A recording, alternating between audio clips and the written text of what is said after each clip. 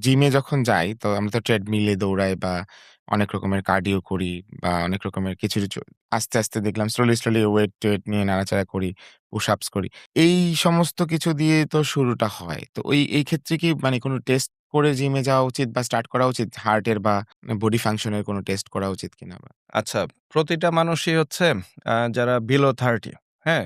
৩০ বছরের নিচে হলে নরমালি খুব মেডিকেল কমপ্লিকেশনস থাকে না। ওরা টেস্ট না করলেও পারে, বাট যদি কোন কমপ্লিকেশনস থাকে সেই ক্ষেত্রে ডক্টর যে গাইডলাইন দিবে ওইটাই। বাট নরমালি 30 র পরে আমরা যারা মেল, এটাকে মেডিকেল সেন্স এ বলে সার্কোপেনিয়া, যে আপনার এইজিং স্টার্ট হয়ে যায়। প্রতি বছর আপনার টেস্টোস্টেরন 1% করে আপনার কমতে থাকে এবং বডিতে যে মাসল থাকে ওইটা 1% করে আপনার কমতে থাকে। এই আচ্ছা, যে এইটা কি জিম-টিম করে ঠিকঠাক রাখা যাচ্ছে না? হ্যাঁ, এটা তো কমবেই। মানে এটা না, এটা নরমালি হ্যাঁ, আপনার রেগুলার কমতে লাইফস্টাইল এর ভিতরে থাকবে। এটা কমতে থাকবে।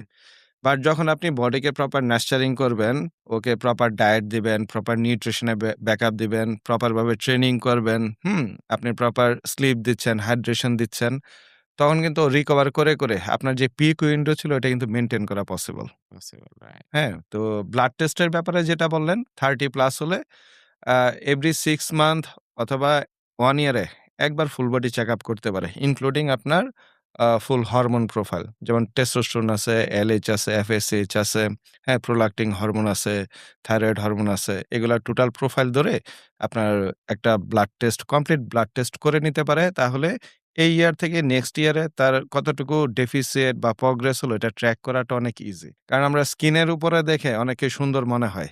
বাট ইন্টারনাল অর্গান হেলথ তো আর দেখা যায় না। হুম। সো ওইটার রিপোর্ট আপনাকে বলে দিবে যে আপনার কন্ডিশন কি আছে। মানে আমি এই আগের কুরবানিতে আমি অসাধারণ দেখে চমৎকার একটা গরু আমরা কিনলাম এবং খুবই মায়া লাগলো। কুরবানি হইলো। আমরা কলিজাটা খেতে পারি নাই। ওই গরু পুরো গরুর কলিজার মধ্যে পোকা হয়ে গেছে।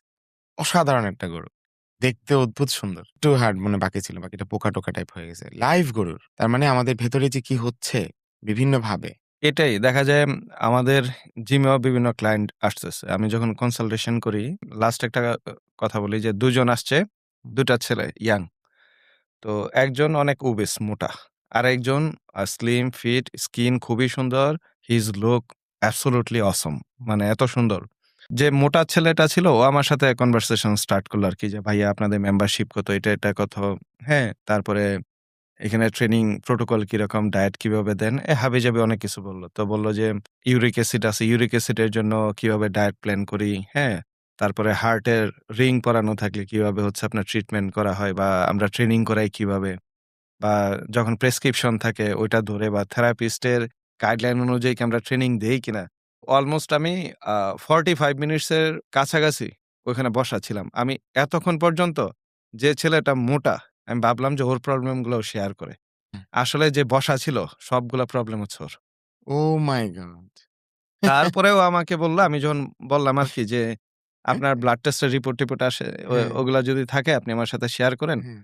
তো বলল যে, "ভাইয়া ওর তো আ প্রবলেম গুলা তো ওর, আপনাকে WhatsApp এ শেয়ার করে দিবে সবকিছু।" আচ্ছা। আমি লিটারালি ওই সময় মানে আমি নিজে শকড হয়ে গেলাম। হ্যাঁ, বিলিভ হচ্ছিল না। মানে ও দেখতে এত সুন্দর, হ্যান্ডসাম এবং ইয়াং, স্লিম হ্যাঁ? রাইট। ক্লোজ টু আপনার 30। হুম। তো একটা মানুষ কোন সময় কি প্রবলেম ফেস করে এটা বুঝা মুশকিল।